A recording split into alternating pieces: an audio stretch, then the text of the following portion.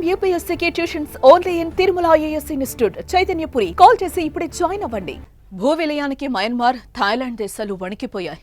అతిపెద్ద భూకంపంతో ఆకాశాన్ని తాకే నిర్మాణాలు పేక మీడల్లా కూలాయి. విలాసవంతమైన భవనాలు ఒక్కసారిగా నేలమట్టమయ్యాయి. 12 నిమిషాల వ్యవధిలో వచ్చిన ఈ భూకంపానికి థాయ్ రాజధాని బ్యాంకాక్ ప్రజలు అల్లాడిపోయారు.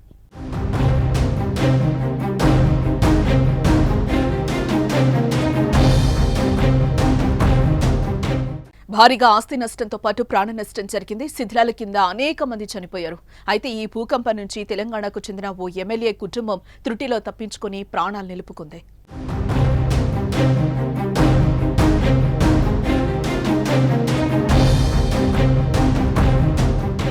ఇతర దేశస్థులైనా లేదా భారతీయులైనా విహారయాత్రలకు వెళ్లాలంటే థాయిలాండ్ మొదటి స్థానంలో ఉంటుంది.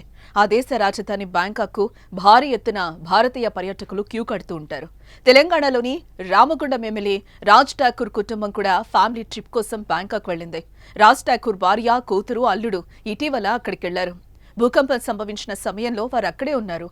దీంతో ఎమ్మెల్యే తీవ్ర ఆందోళనకు గురై వారిని ఫోన్లో సంప్రదించగా క్షేమంగా ఉన్నట్టుగా తెలిసిందే.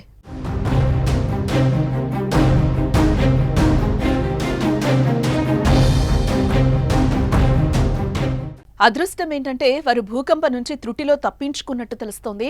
వారు బస చేసిన హోటల్ నుంచి బయటకొచ్చాక ఆ హోటల్ కూడా కుప్పకూలినట్టుగా సమాచారం. ఏదేమైనా వారు అక్కడి నుంచి క్షేమంగా విమానాశ్రయానికి చేరుకోవడంతో ఎమ్మెల్యే ఠాకూర్ ఊపిరి పీల్చుకున్నారు.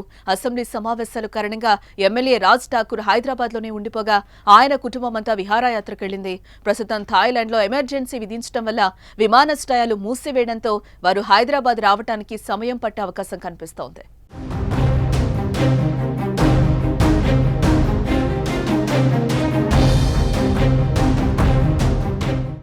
మయన్మార్లో భూకంప తీవ్రత రిక్టర్ స్కేల్పై అత్యధికంగా 7.7 నమోదు కాగా అత్యల్పంగా 4.3గా రికార్డైంది.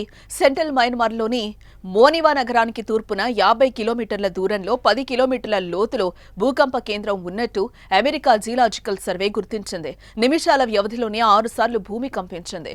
భూకంప తీవ్రతకు మయన్మార్లో సుమారు 150 మంది వరకు చనిపోయారు. గాయపడిన వారి సంఖ్య 1000కి పైనే ఉంటుంది.